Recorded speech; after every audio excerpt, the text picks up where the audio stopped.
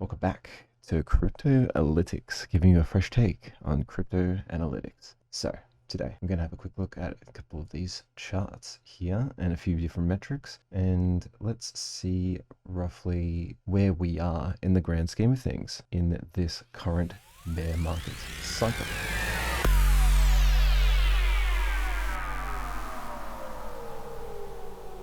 Of course, at the moment, with all the macro news, with the latest 75 basis point rate hike, and everything else, inflation hitting 8.6, which is a 40-year high, we're basically looking at a very bearish macro environment. And the thing is, crypto has never seen a recession before, so we don't really know where the floor is.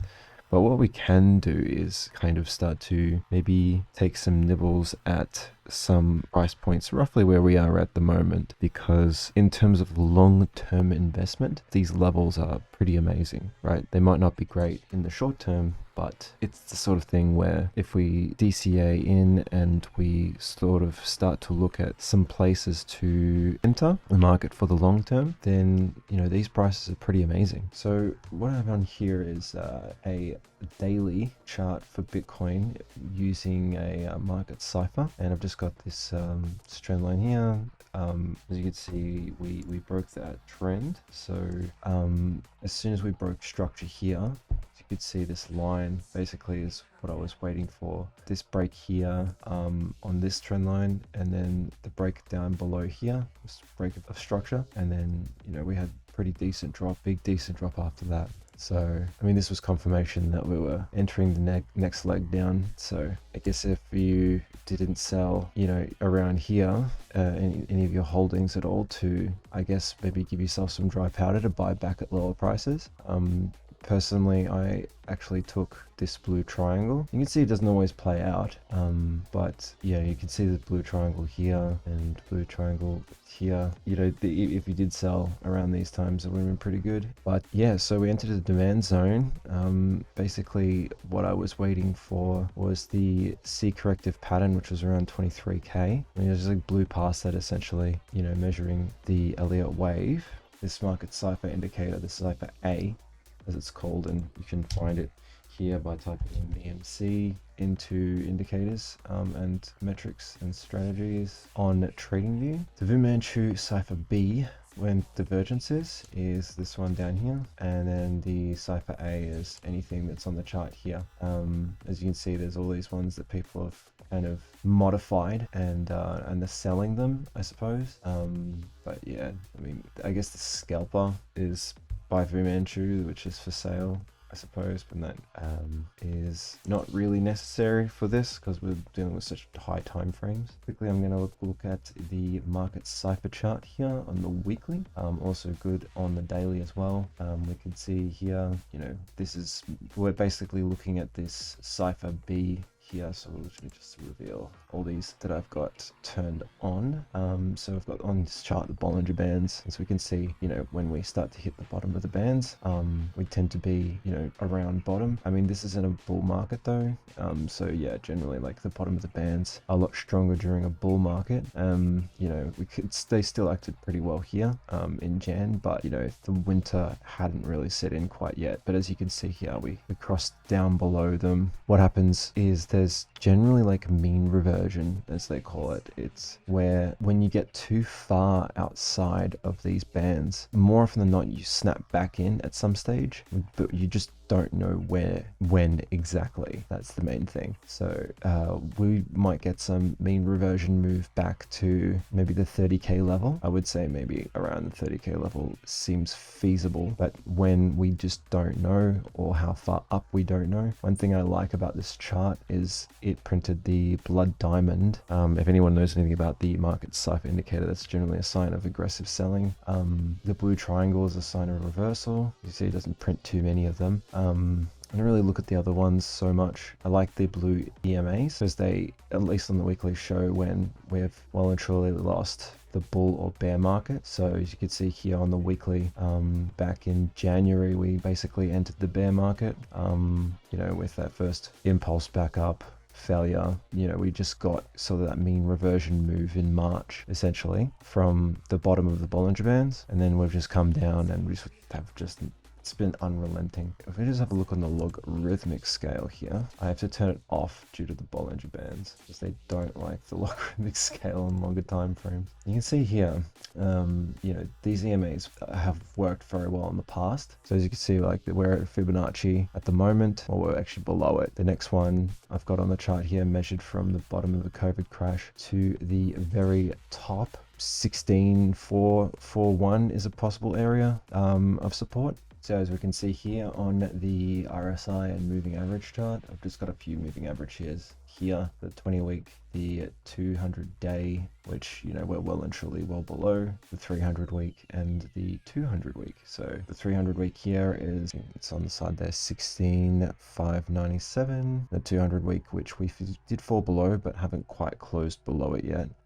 That would be the sign that we have some more downside to go. If we can hold above the 200-week moving average, which is sitting at 22,362, which we just went above, that's probably a decent sign there. The other thing we have is the volume profile, high volume node, sitting at around 19,471. So that should act as some sort of support, which is also where the previous all-time high was. So we can see all the way back here. And as you can see, I've got some old TA on here from a long time ago. So the other thing I'm watching here is this RSI level. We can see that we still have a little bit of downside to go, and this is on the weekly time scale. You know, this is the capitulation RSI level. We might not get this low, but we are in the final, like, sort of capitulation area, and I can show you a couple of other charts to confirm that. So here we have the net unrealized profit loss, or the NUPL. As you can see here, generally once we get down to this area, we are finally in capitulation area. We could have more downside here, like there's no two ways about it. This might just keep going down further. We don't actually know where the floor is, to be honest, but you can see we are definitely in the capitulation area, but we haven't seen one of those typical capitulation wicks just yet. A true capitulation candle looks something like this, where you have this massive tail to the downside and a massive amount of buying pressure that basically forms these large tails. These are signs of reversal for the most part.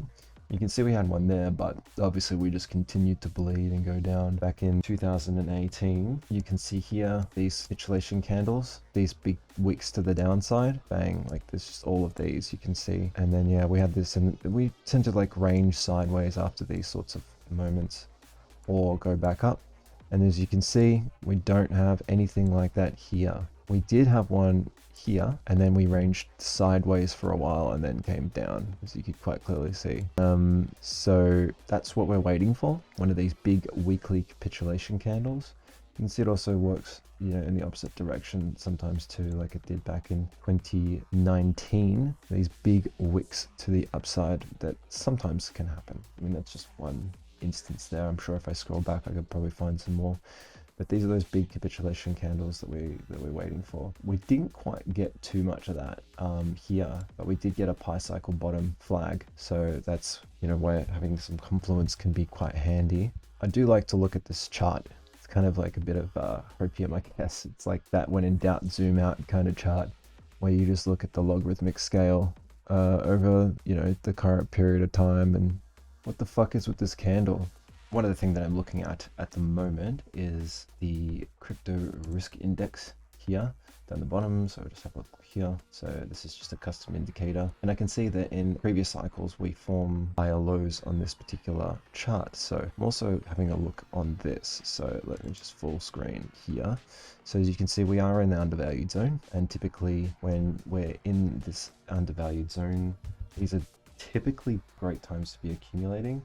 So, you know, anywhere around here, and you know, the pandemic crash of 2020, and then basically we're here again in this undervalued zone. And so you can see here in this chart quite clearly that we are forming higher lows. So we might be heading to around this region. We might not quite get there. We don't really know. We don't have a crystal ball. But as you can quite clearly see, buying during these times in the long term has played out relatively well, or very well in the past. Now, if I just bring this chart back up, we can have a look here, you know, buying in this accumulation zone down here. You can see we do tend to track sideways a lot of the time after we hit bottoms. So that's why there's like no big rush to be trying to catch falling knives and like, you know, jump in immediately. You know, you can be patient. There's no problem. I mean, have a look even at the pi cycle bottom indicator. Yeah, it calls bottoms, but often we just range sideways for quite a while. So called this bottom here, and then we just tracked sideways. And as you can see, during this whole time, we were just low in this undervalued zone. And then also called the bottom here, and then we just tracked sideways for ages. And then as you can see, we were just in this accumulation zone the whole time. And we're in these periods, like these accumulation zones tend to go for quite a while. I mean, they go for, you know, this one went to 343 days. You know what I mean? We only just got down here back in May, during the sell in May and go away period, essentially, or the start of the sell in May and go away period. So if we're going to be trading the risk index, then accumulating at the moment isn't such a bad idea. And as you can see, we are getting a pretty low into the risk index. We're hitting the same level that we did back in March 2020. So here it is there. That is the pandemic crash right there. We're at the same risk levels now. So low risk, at least for the long term, not for leverage, just for spot. Anything that's kind of long term, we're in a very low risk zone now. Can we go down further? Yes, we can. We don't know where the floor is because crypto's never seen recession before or hyperinflationary periods such as where we are now. So we don't really know what's going to happen. I believe maybe in the short term we might get a little bit of relief and then maybe come down and test the all-time high from the last bull market, as you can see is around $19,000 level. Having a look at some other metrics here, we have fear and greed at 7 for the first time in a very long time. I don't see the last time we even had 7. Having a look at the Bitcoin investor tool, we are still well and truly below these levels here. So again, this one is the 2-year MA multiplier. Typically buying in these regions here are great, and then taking profit in these regions are great. But again, as I mentioned in my last Bitcoin video, we didn't quite get there. So, you know, that's why we use multiple metrics. But again, here we are in an accumulation zone. 200-week moving average is holding currently as support. We haven't closed below it yet, so that means it's holding as support. But if we break, then, you know, we're heading down to lower levels. Bitcoin price prediction. So here is the Bitcoin forecast tool. This is another tool that uses a number of different things. So as you can see here, Bitcoin price is in the middle there. We've got the CVD, which is a cumulative volume delta with an extra D. Cumulative value coin days destroyed. So as we can see here, we have a pretty interesting tool. It's a Bitcoin price prediction tool, essentially, or forecast tool. So as you can see, it's got the Bitcoin price, the CVD, top cat, delta top, balance price, and terminal price. So just quickly, CVD stands for the cumulative value coin days destroyed. The result is that it has historically correctly forecasted major lows of Bitcoin price with good accuracy, and past performance doesn't always predict the future, especially during times like this, but still interesting to look at metrics that have called previous bottoms. So as we can see here, about as far back as this goes is pretty much the start. So we can go back as far as where Bitcoin essentially launched. So you can see these bands here down the bottom are the sort of bear market support bands. You can see here, we had them even cross over. Also 2018, we can see very accurately called the bottom there. And the pandemic crash, we didn't quite get down there, but we got pretty close. So now, where are we? So now if I zoom into where we are now, you can see we aren't quite down there just yet. This is pinning the CVD at 16,450, which has confluence with the 300-week moving average, as we can see right here. So these levels are some to watch. We have like the balance price around 19,000, which confluence with an H again. As we can see here, when we measure this volume profile here. So this tool shows you on a horizontal base where the highest amount of volume was traded at a price level. So if we measure this range here, we can work out where most of the volume was traded around this support and resistance region. And we have it pinned at around 19,200. Just move that there. So that's the point of control. So yeah, it's called the fixed range volume profile. And the main thing to look at is the point of control, which is the highest volume node in this range. If I zoom all the way in, you can see quite clearly here, these candles on the side here, they indicate volume, but on a horizontal axis rather than a vertical axis, which is what we have on your normal candles here. So those are individual candles volumes, and this is the volume in a certain range, which means there's a high amount of liquidity in this particular range here because a lot of volume was traded here. Although this is a long time ago now in the grand scheme of things, so there's a chance that a lot of people who bought around these levels would have already taken profits, but it's highly likely that once we do start to reach these levels, again, people will not want to be underwater and will likely take profit, which could drive the price further down. One thing the volume profile is good for is working out where there are a lot of positions open, because often when we are below the volume profile high point of control, which is the highest node in this fixed range, often acts as a resistance because we enter what's called a locked-in range. And you can look into locked-in range analysis, where basically what happens is we get stuck under these levels because people open long positions here in big wicks like this, where people think that we're broken out. They get stuck and underwater, and then the price comes down. And then as we get back up to these levels, these people who are underwater, who didn't put stop losses in, and often stop losses are hunted as well, then what happens is they will close their positions as fast as possible, and then price can come down again, and then we go back up, and basically the whole thing happens again. We're talking about daily candles here. A lot of people will be doing a lot of this stuff on a shorter time frame, but I'm just showing the daily because it just goes to show how long this can go on for. In this case, it was about a month of being stuck in this range because of indecision, and a lot of it being locked in this range. But then eventually we did break to the upside, as you can see. So this area is the next sort of region of interest after 20K. So if we lose 20K, then I think we're heading down to around this level here, which also corresponds with the all-time high in 2017. So it remains to be seen if we can hold this particular support zone here. So, hold the 200 week, maybe we have a small bounce, early, or something like this. Maybe test this level here, which currently is around 25,341. And if this sort of thing did play out where we come back to here and then down, and then we get that capitulation candle here potentially, where we kind of wick back up into the support region here, and then possibly trend sideways. And then we could come back up, test these levels again, maybe test this trend line, and then go back up to maybe the 20-week moving average, which is the blue line here. As you can see there, price at the moment's there, updating all the time, and that's the 200-day moving average, which is typically a resistance during a bear market. That could play out.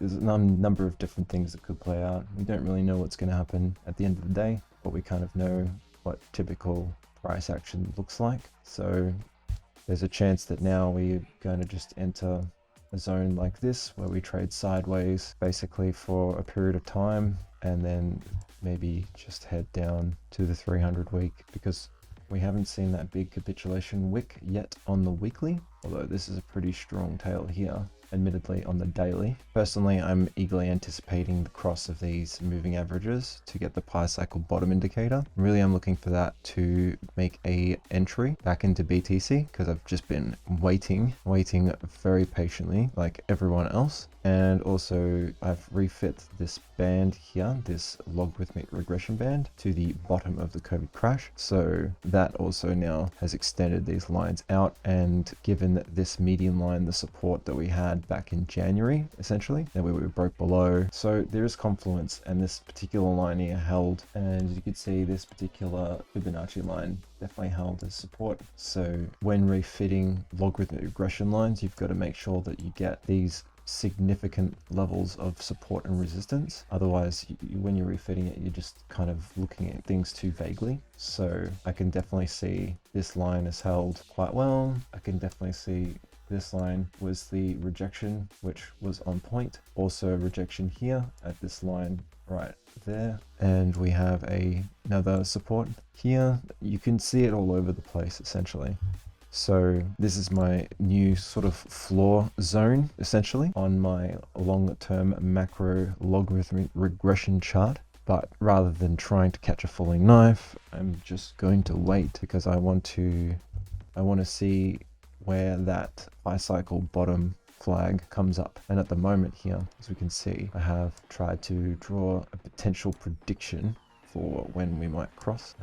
Who knows when it'll be, because these moving averages will change. I've just put a couple of lines at the top to try and see what the path is, the current path. The two moving averages for this particular indicator are 471 and 150, so on the daily. So as you can see, it's a very long time interval. So it's going to take a little bit of time for these to catch up with where we are right now in terms of price action. But once they do start catching up with price action here, then that's when we're going to start seeing the bottom, because more often than not, what happens is we enter an accumulation phase, essentially, or a zone where we kind of track sideways after a bear market. And that's generally the time to start accumulating rather than trying to catch a falling knife, because again, and I can't stress this enough, crypto's never seen a recession or a hyperinflationary period, so we don't know what kind of aggressive selling will happen. We are in a risk-off environment, and we have strong correlation now with the stock market. So as the S&P sells off, the Dow Jones sells off, as everything else sells off, we're just going to sell off too.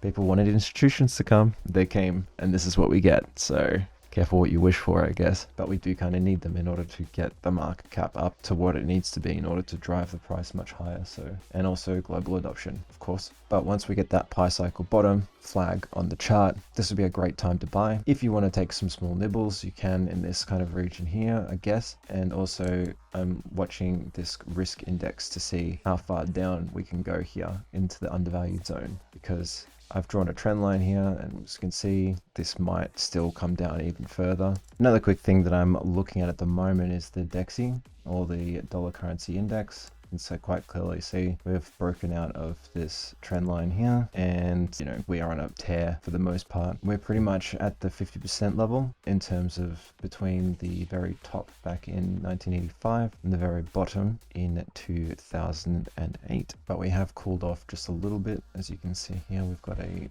rejection on the weekly, but I believe we probably still have some upside to go here. And as we go up here, and as the DXY price goes up, the chances of Bitcoin seeing a recovery diminish significantly. If we go to the monthly and have a look at the RSI, we're getting pretty overheated, but we did, back in 97 here and then kind of went sideways for a bit, and then came down, then went back up. So we are getting into sort of overheated region now, where we could just kind of track sideways for a bit, and then maybe go down where the market starts to take on more risk for investing. I know you can't really TA inflation, but one thing I've been looking at is that the RSI for inflation is the highest it's been since the early 80s. As far as this goes, we're very overbought, if you would call it that. But basically, the last time we were here was on the 1st of June, or around this kind of area, basically in 1980. The only time we've been this high, these points, I guess, here. So if you go back and have a look at some of these events, even if you weren't around for them, because I'm sure you weren't, and maybe some of you were around for some of these, but there was a stock market crash around here, stock market crash around here. These are all pretty significant areas. You've got war, like World War essentially around here, Great Depression, all these sorts of times here. So we're pretty much sitting around major hyperinflationary periods that are just very, very rare. They're only like once or a couple times in a lifetime. Like the last time this happened was 15,462 days ago.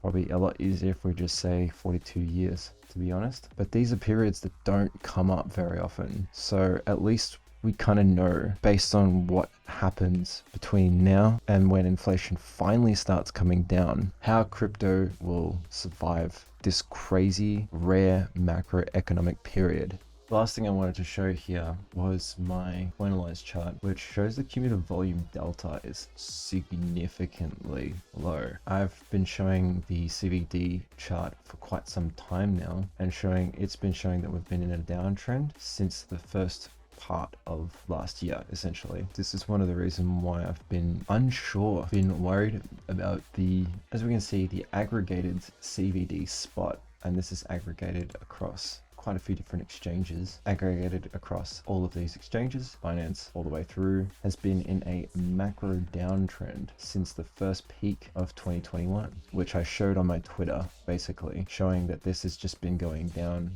only for quite some time. We haven't broken any of this structure quite yet, so that's another thing I'm kind of waiting for, to see when we might start entering a bull market again, because we've actually been coming down for quite a while. The variable range volume profile, currently the biggest support and resistance is the 30k region.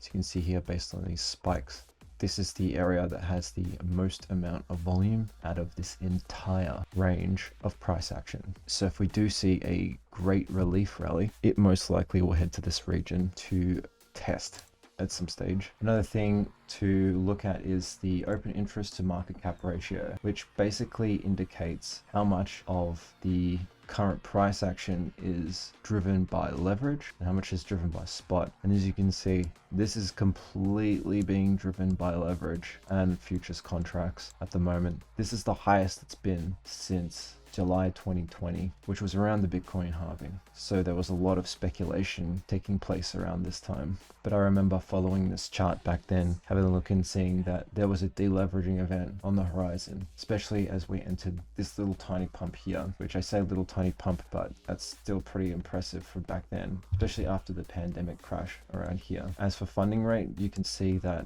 we are in the negative. Funding rate generally shows you the market bias. This is aggregated across many different exchanges. Funding is basically put in place to help price return to the index, and the index price is the average price across many different exchanges. So what tends to happen with funding is when price is too far below the index price, for example, the funding rate is positive because exchanges want to encourage people who are highly leveraged short to start closing their positions. And the way they do that is they use a funding rate. So the funding rate is a good way to work out what the overall bias is with perpetual futures in the market. As you can see, in early 2021, we were overwhelmingly bullish. People were paying extreme amounts of funding, very high funding rates on the long side, because they saw greater upside potential and didn't care that they had to pay extreme amounts of funding to shorts in order to return price back to the index price. But as you could see in the May day crash, we were overwhelmingly bearish. Now in November, in the second peak, funding rate was still relatively high, but it wasn't that high, to be honest. Another kind of thing that kind of goes to show that we didn't really have that much momentum in that second leg up. But what funding rate is telling us right now is that we pretty much have an equal amount of long and short side. So it means that any big volatility candles to the up or the downside will basically start to liquidate large amounts of people on either side. The major issue with this sort of thing is that when you have this much open interest in the market, a lot of orders can get filled and then liquidated, and we can get massive tears through the order book to the up or the downside. And liquidation cascades can create huge price moves. A lot of the time, they're those big wicks. Like this would have been a liquidation cascade. This would have been a liquidation cascade. Basically, it's like a big hunt of liquidity. A lot of the time, it's exchanges trying to hunt you.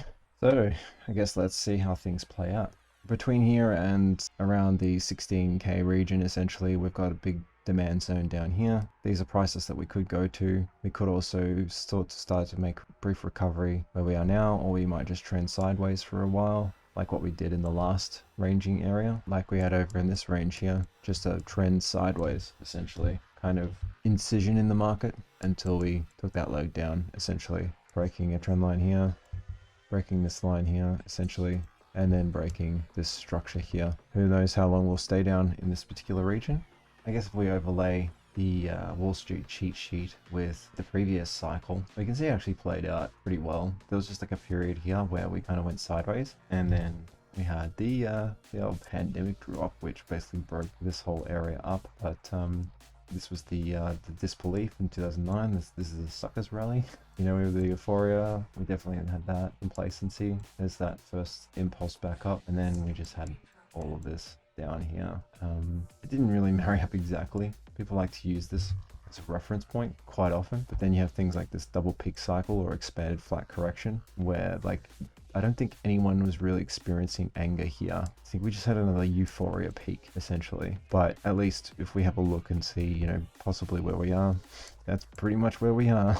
Bang, right there. So will we start to get a rally up here and then disbelief essentially before we come back again to around these levels here? Possibly. Then we start the cycle all over again. So in terms of buying back, the kind of things I'm looking for in terms of not trying to catch a falling knife is a green dot. The whole point of doing something along these lines is basically, you know, you do get these sort of annoying things that happen. These times where you get these buys, these sells. That would get a little bit frustrating, but you get protected from all this downside here essentially, and then you buy back at a lower price. Generally speaking, these dots that you get at the bottom of the oscillator after these big moves down tend to be pretty good. So like here, for example, then there was that one there, and there was the pandemic crash there. This wasn't too bad in the grand scheme of things, you know, for the long term. But when we're looking like at this kind of time horizon, these kind of buys are great, like all the way down the bottom of the oscillator essentially. And we had a blood diamond on the weekly for the first time ever on the Market Cipher. I posted a chart on my Twitter showing this blood diamond, and I was pretty concerned when I did see it.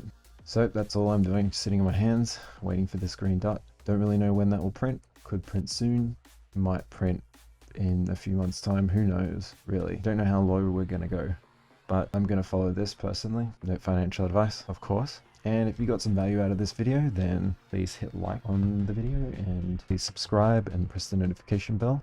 And let's prepare ourselves for the next wave back to the upside. This is Cryptolytic signing out. Take care and all the best.